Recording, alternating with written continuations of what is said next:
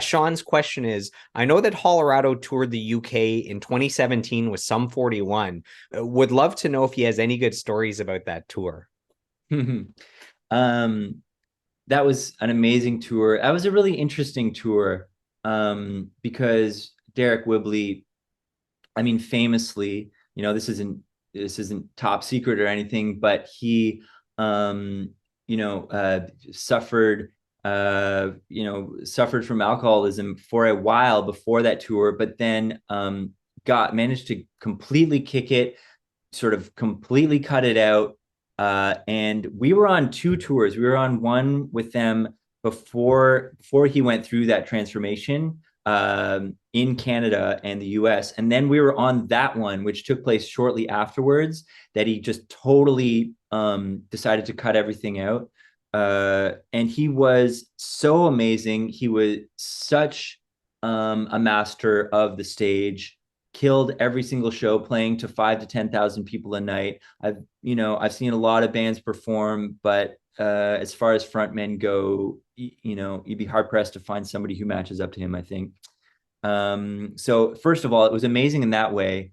Um, keeping up with those guys is a task when you're in a van and they're in a tour bus, and it's like a really a really breakneck pace is tough, but they still like take the time to like be incredibly sweet.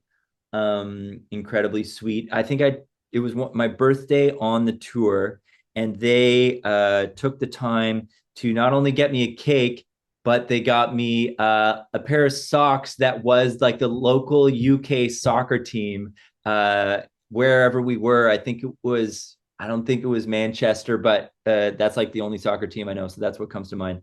Uh, which was such a sweet gesture. And they always found a way to make such an intense tour have a sense of comfort and the feeling of being sort of at home with family, which was amazing.